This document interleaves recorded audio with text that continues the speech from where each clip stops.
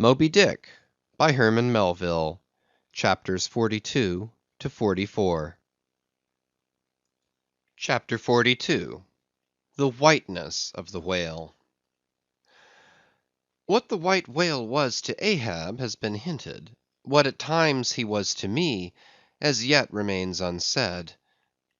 Aside from those more obvious considerations touching Moby Dick, which could not but occasionally awaken in any man's soul some alarm, there was another thought, or rather vague, nameless horror concerning him, which at times by its intensity completely overpowered all the rest; and yet so mystical and well nigh ineffable was it, that I almost despair of putting it in a comprehensible form.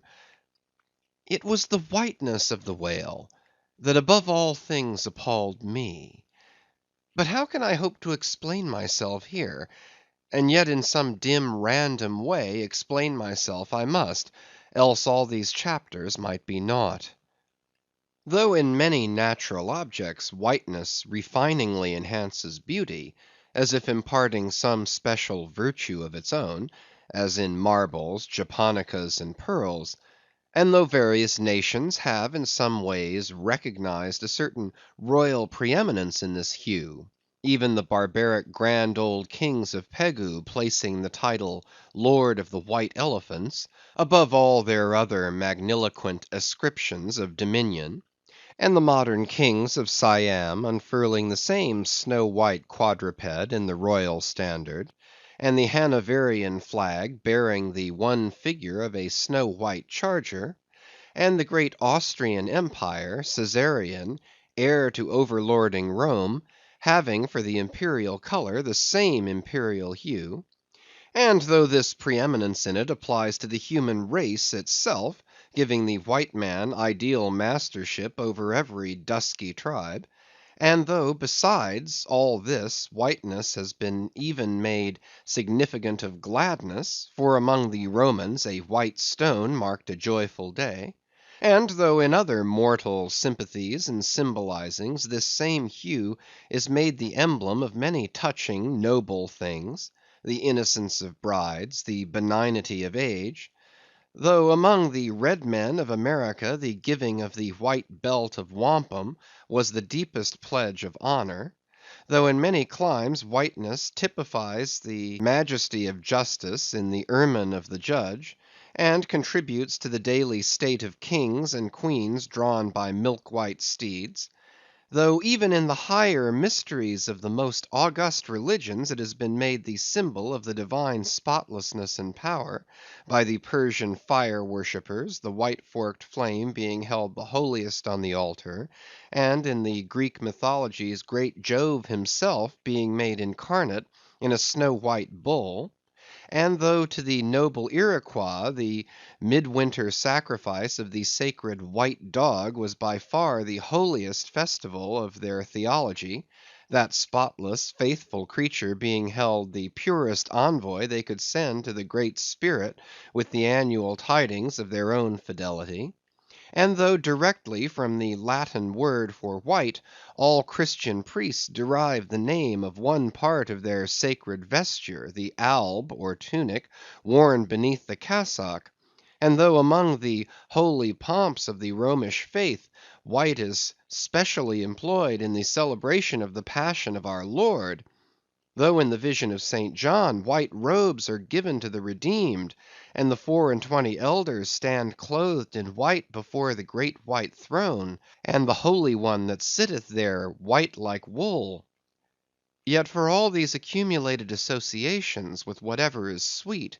and honorable, and sublime, there yet lurks an elusive something in the innermost idea of this hue, which strikes more of panic to the soul than that redness which affrights in blood. This elusive quality it is which causes the thought of whiteness, when divorced from more kindly associations, and coupled with any object terrible in itself, to heighten that terror to the furthest bounds. Witness the white bear of the poles, and the white shark of the tropics. What but their smooth flaky whiteness makes them the transcendent horrors they are? That ghastly whiteness it is, which imparts such an abhorrent mildness, even more loathsome than terrific, to the dumb gloating of their aspect; so that not the fierce‐fanged tiger in his heraldic coat can so stagger courage as the white‐shrouded bear or shark. *Footnote: With reference to the polar bear, it may possibly be urged by him who would fain go still deeper into this matter, that it is not the whiteness, separately regarded, which heightens the intolerable hideousness of that brute; for, analyzed, that heightened hideousness, it might be said, only rises from the circumstance that the irresponsible ferociousness of the creature stands invested in the fleece of celestial innocence and love; and hence, by bringing together two such opposite emotions in our minds, the polar bear frightens us with so unnatural a contrast. But even assuming all this to be true, yet were it not for the whiteness, you would not have that intensified terror. As for the white shark, the white gliding ghostliness of repose in that creature, when beheld in his ordinary moods, strangely tallies with the same quality in the polar quadruped. This peculiarity is most vividly hit by the French, in the name they bestow upon that fish. The Romish mass for the dead begins with requiem aeternam, eternal rest; whence requiem denominating the mass itself, and any other funeral music. Now, in allusion to the white silent stillness of death in this shark, and the mild deadliness of his habits, the French call him requin. Bethink thee of the albatross; whence come those clouds of spiritual wonderment and pale dread, in which that white phantom sails in all imaginations? Not Coleridge first threw that spell, but God's great unflattering laureate, Nature. I remember the first albatross I ever saw. It was during a prolonged gale, in waters hard upon the Antarctic seas. From my forenoon watch below, I ascended to the overclouded deck, and there, dashed upon the main hatches, I saw a regal feathery thing of unspotted whiteness, and with a hooked Roman bill sublime. At intervals it arched forth its vast archangel wings, as if to embrace some holy ark. Wondrous flutterings and throbbings shook it. Though bodily unharmed, it uttered cries as some king's ghost in supernatural distress. Through its inexpressible strange eyes, methought I peeped to secrets which took hold of God. As Abraham before the angels, I bowed myself; the white thing was so white, its wings so wide; and in those forever exiled waters, I had lost the miserable warping memories of traditions and of towns. Long I gazed at that prodigy of plumage. I cannot tell, can only hint the things that darted through me then. But at last I awoke, and turning, asked a sailor what bird was this. A goney, he replied. Goney? Never had heard that name before. Is it conceivable that this glorious thing is utterly unknown to men ashore? Never. But some time after, I learned that goney was some seaman's name for albatross; so that by no possibility could Coleridge's wild rhyme have had aught to do with those mystical impressions which were mine, when I saw that bird upon our deck. For neither had I then read the rhyme, nor knew the bird to be an albatross. Yet in saying this, I do but indirectly burnish a little brighter the noble merit of the poem and the poet. I assert then that in the wondrous bodily whiteness of the bird chiefly lurks the secret of the spell; a truth more evinced in this, that by a solecism of terms there are birds called grey albatrosses, and these I have frequently seen, but never with such emotions as when I beheld the Antarctic fowl. But how had the mystic thing been caught? Whisper it not, and I will tell. With a treacherous hook and line, as the fowl floated on the sea. At last the captain made a postman of it, tying a lettered leathern tally round its neck, with the ship's time and place, and then letting it escape. But I doubt not that leathern tally, meant for man, was taken off in heaven, when the white fowl flew to join the wing-folding, the invoking and adoring cherubim. End of footnote. Most famous in our Western annals and Indian traditions is that of the white steed of the prairies, a magnificent milk-white charger, large-eyed, small-headed, bluff-chested, and with the dignity of 1,000 monarchs in his lofty, over-scorning carriage. He was the elected Xerxes of vast herds of wild horses, whose pastures in those days were only fenced by the Rocky Mountains and the Alleghanies. At their flaming head he westward trooped it, like that chosen star which every evening leads on the hosts of light. The flashing cascade of his mane, the curving comet of his tail, invested him with housings more resplendent than gold and silver beaters could have furnished him. A most imperial and archangelical apparition of that unfallen western world, which to the eyes of the old trappers and hunters revived the glories of those primeval times, when Adam walked majestic as a god, bluff-browed and fearless as this mighty steed.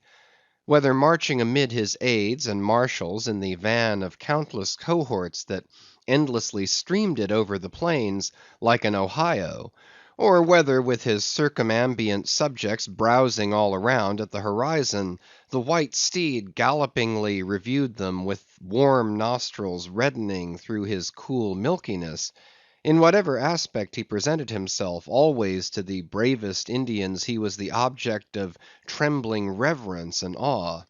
Nor can it be questioned from what stands on legendary record of this noble horse, that it was his spiritual whiteness chiefly which so clothed him with divineness, and that this divineness had that in it which, though commanding worship, at the same time enforced a certain nameless terror.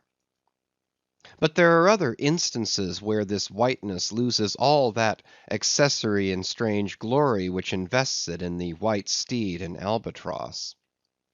What is it that in the albino man so peculiarly repels and often shocks the eye, as that sometimes he is loathed by his own kith and kin? It is that whiteness which invests him, a thing expressed by the name he bears. The albino is as well made as other men, has no substantive deformity, and yet this mere aspect of all-pervading whiteness makes him more strangely hideous than the ugliest abortion. Why should this be so?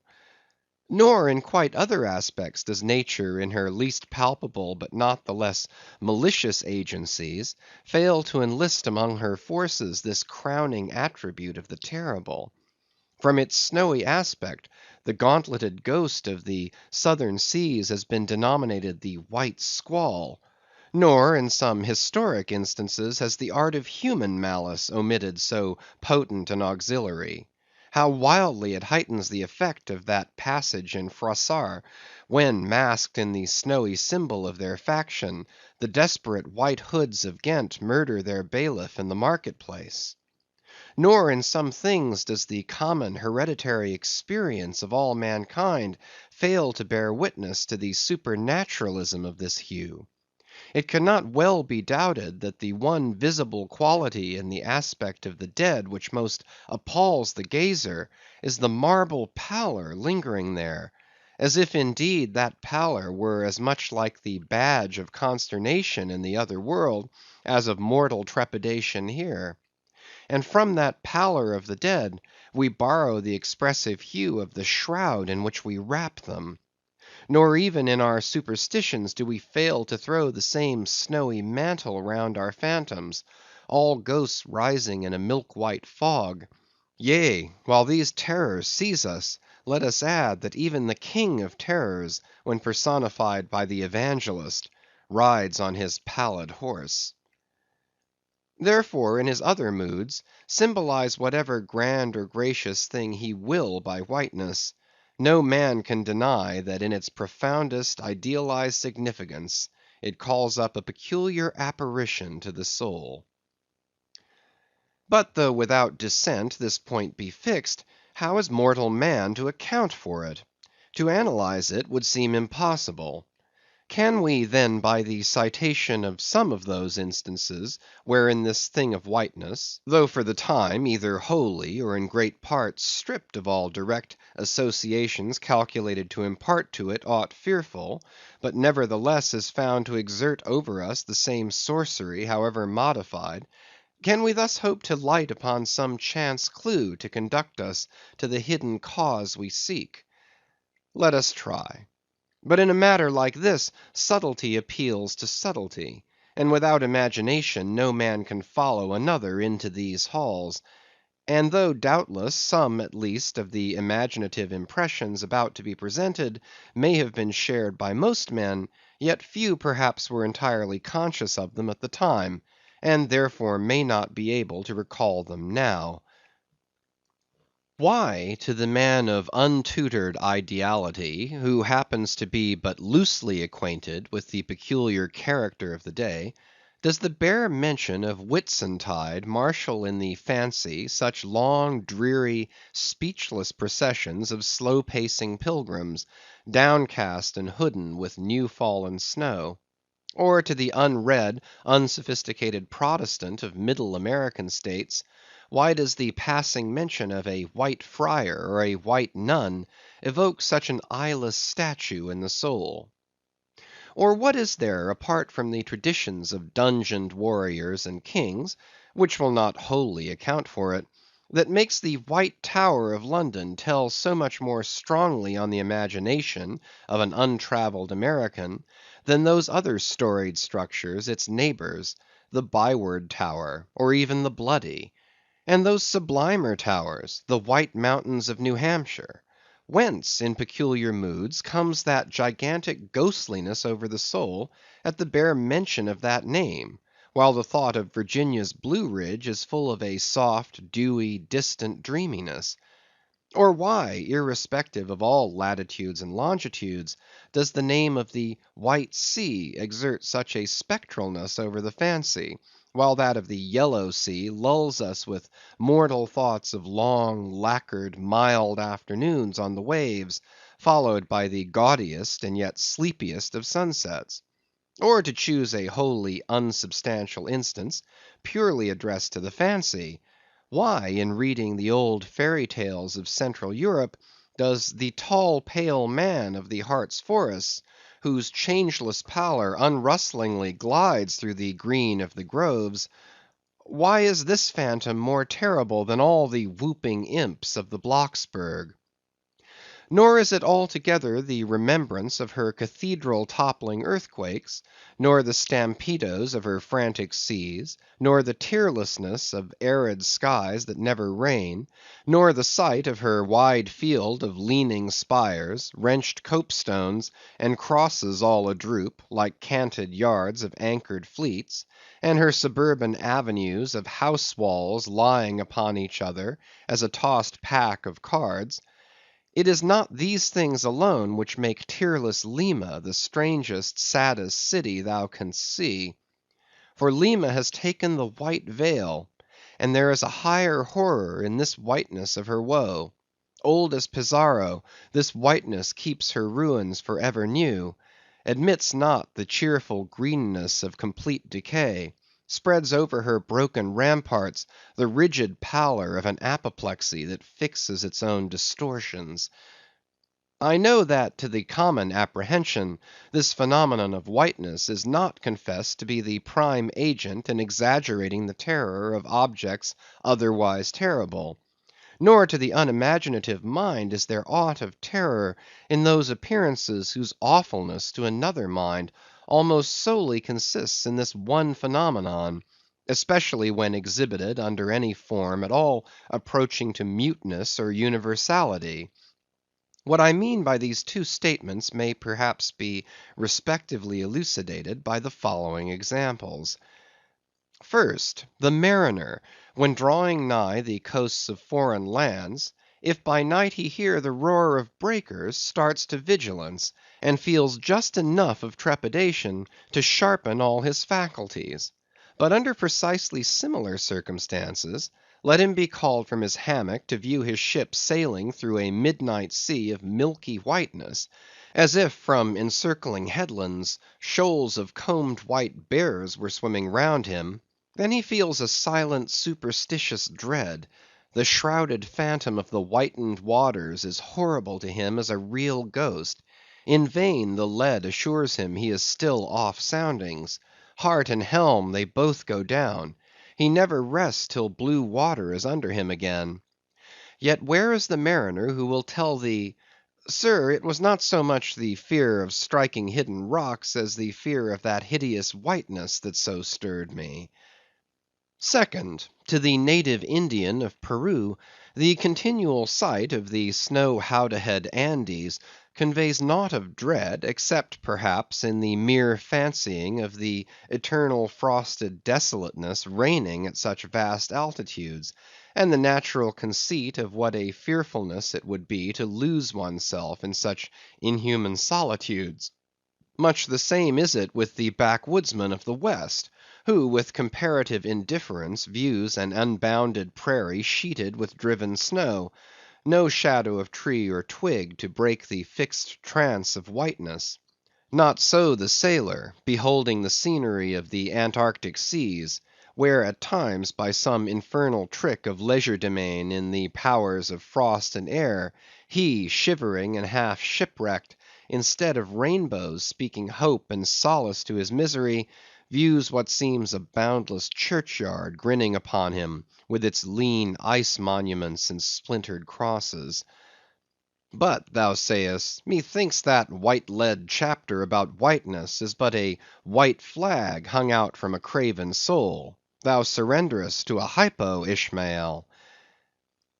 Tell me why this strong young colt, foaled in some peaceful valley of Vermont, far removed from all beasts of prey, why is it that upon the sunniest day, if you but shake a fresh buffalo robe behind him, so that he cannot even see it, but only smells its wild animal muskiness, why will he start, snort, and with bursting eyes paw the ground in frenzies of affright?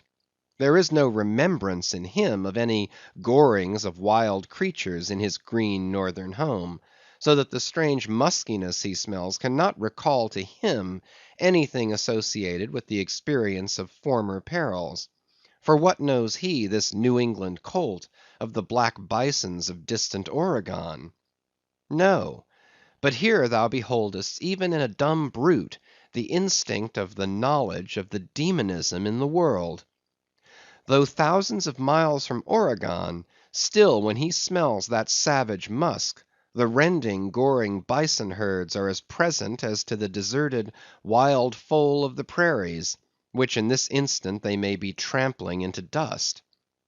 Thus, then, the muffled rollings of a milky sea, the bleak rustlings of the festooned frosts of mountains, the desolate shiftings of the wind-rowed snows of prairies, all these to Ishmael are as the shaking of that buffalo robe to the frightened colt. Though neither knows where lie the nameless things of which the mystic sign gives forth such hints, yet with me, as with the colt, somewhere those things must exist, though in many of its aspects this visible world seems formed in love, the invisible spheres were formed in fright. But not yet have we solved the incantation of this whiteness, and learned why it appeals with such power to the soul, and more strange and far more portentous. Why, as we have seen, it is at once the most meaning symbol of spiritual things, nay, the very veil of the Christian deity, and yet should be, as it is, the intensifying agent in things most appalling to mankind. Is it that by its indefiniteness it shadows forth the heartless voids and immensities of the universe, and thus stabs us from behind with the thought of annihilation, when beholding the white depths of the Milky Way? Or is it, that as in essence whiteness is not so much a color as the visible absence of color, and at the same time the concrete of all colors? Is it for these reasons that there is such a dumb blankness, full of meaning, in a wide landscape of snows; a colorless all color of atheism from which we shrink? And when we consider that other theory of the natural philosophers, that all other earthly hues, every stately or lovely emblazoning, the sweet tinges of sunset skies and woods, yea, the gilded velvets of butterflies, and the butterfly cheeks of young girls, all these are but subtle deceits, not actually inherent in substances, but only laid on from without, so that all deified nature absolutely paints like a harlot, whose allurements cover nothing but the charnel house within. And when we proceed further, and consider that the mystical cosmetic, which produces every one of her hues, the great principle of light, forever remains white or colorless in itself, and if operating without medium upon matter, would touch all objects, even tulips and roses, with its own blank tinge. Pondering all this, the palsied universe lies before us a leper; and like willful travellers in Lapland, who refuse to wear colored and coloring glasses upon their eyes, so the wretched infidel gazes himself blind at the monumental white shroud that wraps all the prospect around him. And of all these things, the albino whale was the symbol. Wonder ye then at the fiery hunt? CHAPTER 43. Hark! Hist! Did you hear that noise, Cabaco? It was the middle watch, a fair moonlight. The seamen were standing in a cordon extending from one of the fresh water butts in the waist to the scuttle butt near the taffrail. In this manner they passed the buckets to fill the scuttle butt. Standing for the most part on the hallowed precincts of the quarter deck, they were careful not to speak or rustle their feet. From hand to hand the buckets went in the deepest silence, only broken by the occasional flap of a sail, and the steady hum of the unceasingly advancing keel. It was in the midst of this repose that Archy, one of the cordon, whose post was near the after hatches, whispered to his neighbor, a Cholo, the words above. Hist! Did you hear that noise, Cabaco? Take the bucket, will ye, Archy? What noise do you mean? There it is again, under the hatches. Don't you hear it? A cough. It sounded like a cough. Cough be damned. Pass along that return bucket. There again. There it is. It sounds like 2 or 3 sleepers turning over now. Caramba! Have done, shipmate, will ye? It's the 3 soaked biscuits ye eat for supper turning over inside of ye, nothing else. Look to the bucket. Say what you will, shipmate, I've sharp ears. Aye, you are the chap, ain't you, that heard the hum of the old Quakeress's knitting needles 50 miles at sea from Nantucket? You're the chap. Grin away. We'll see what turns up. Hark ye, Cabaco. There is somebody down in the after hold that has not yet been seen on deck, and I suspect our old Mogul knows something of it too. I heard Stubb tell Flask one morning watch that there was something of that sort in the wind. Tish, the bucket. CHAPTER 44. The Chart. Had you followed Captain Ahab down into his cabin after the squall that took place on the night succeeding that wild ratification of his purpose with his crew, you would have seen him go to a locker in the transom, and bringing out a large wrinkled roll of yellowish sea charts, spread them before him on his screwed down table. Then seating himself before it, you would have seen him intently study the various lines and shadings which there met his eye, and with slow but steady pencil trace additional courses over spaces that before were blank. At intervals he would refer to piles of old log books beside him, wherein were set down the seasons and places in which, on various former voyages of various ships, sperm whales had been captured or seen.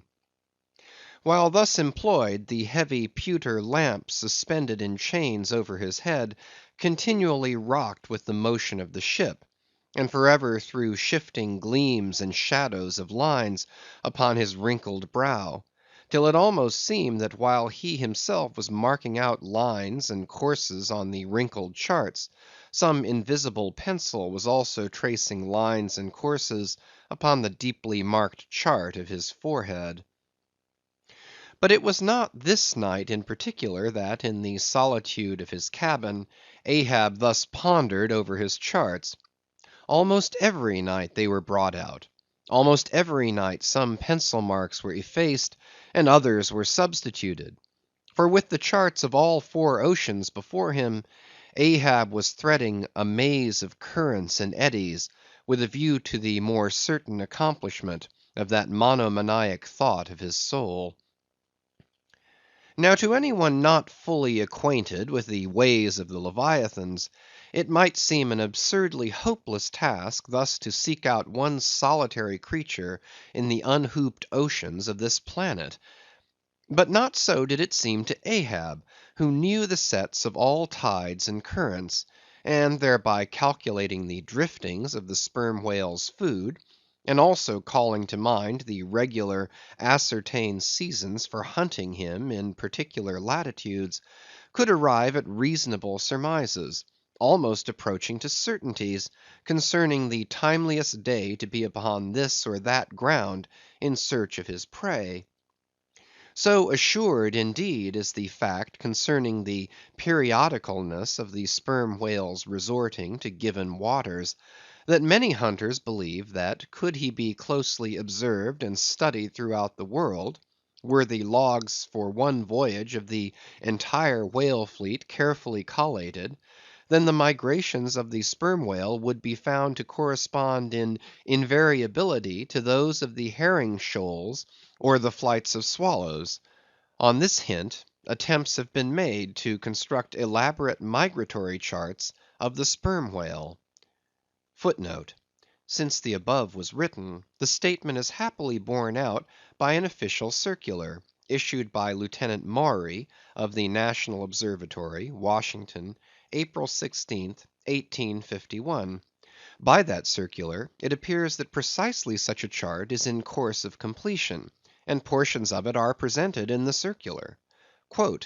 "This chart divides the ocean into districts of 5 degrees of latitude by 5 degrees of longitude, perpendicularly through each of which districts are 12 columns for the 12 months, and horizontally through each of which districts are 3 lines, one to show the number of days that have been spent in each month in every district, and the 2 others to show the number of days in which whales, sperm or right, have been seen." End of footnote. Besides, when making a passage from one feeding ground to another, the sperm whales, guided by some infallible instinct, say rather secret intelligence from the Deity, mostly swim in veins as they are called, continuing their way along a given ocean line with such undeviating exactitude, that no ship ever sailed her course by any chart with one tithe of such marvellous precision.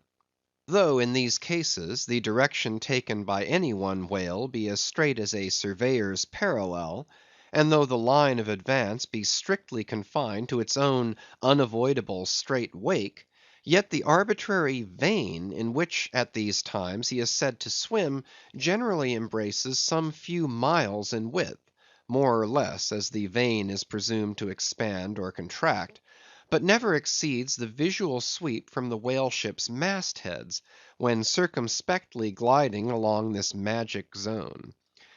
The sum is, that at particular seasons within that breadth and along that path, migrating whales may with great confidence be looked for. And hence not only at substantiated times, upon well-known separate feeding grounds, could Ahab hope to encounter his prey, but in crossing the widest expanses of water between those grounds, he could, by his art, so place and time himself on his way, as even then not to be wholly without prospect of a meeting. There was a circumstance which at first sight seemed to entangle his delirious but still methodical scheme, but not so in the reality perhaps. Though the gregarious sperm whales have their regular seasons for particular grounds, yet in general you cannot conclude that the herds which haunted such and such a latitude or longitude this year, say, will turn out to be identically the same with those that were found in the preceding season; though there are peculiar and unquestionable instances where the contrary of this has proved true. In general, the same remark, only within a less wide limit, applies to the solitaries and hermits among the matured, aged sperm whales. So that though Moby Dick had in a former year been seen, for example, on what is called the Seychelle ground in the Indian Ocean, or Volcano Bay on the Japanese coast, yet it did not follow, that were the Pequod to visit either of those spots at any subsequent corresponding season, she would infallibly encounter him there. So too with some other feeding grounds, where he had at times revealed himself. But all these seemed only his casual stopping places and ocean inns, so to speak, not his places of prolonged abode. And where Ahab's chances of accomplishing his object have hitherto been spoken of, allusion has only been made to whatever wayside, antecedent, extra prospects were his, ere a particular set time or place were attained, when all possibilities would become probabilities, and, as Ahab fondly thought, every possibility the next thing to a certainty. That particular set time and place were conjoined in the one technical phrase, the season on the line; for there and then, for several consecutive years, Moby Dick had been periodically descried, lingering in those waters for a while, as the sun in its annual round loiters for a predicted interval in any one sign of the zodiac. There it was, too, that most of the deadly encounters with the white whale had taken place; there the waves were storied with his deeds; there also was that tragic spot where the monomaniac old man had found the awful motive to his vengeance.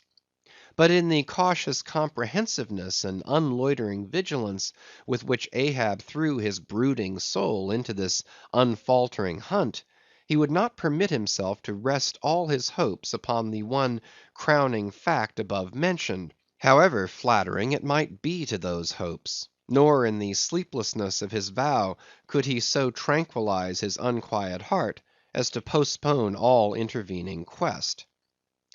Now the Pequod had sailed from Nantucket at the very beginning of the season on the line. No possible endeavor, then, could enable her commander to make the great passage southwards, double Cape Horn, and then running down 60 degrees of latitude, arrive in the equatorial Pacific in time to cruise there. Therefore he must wait for the next ensuing season.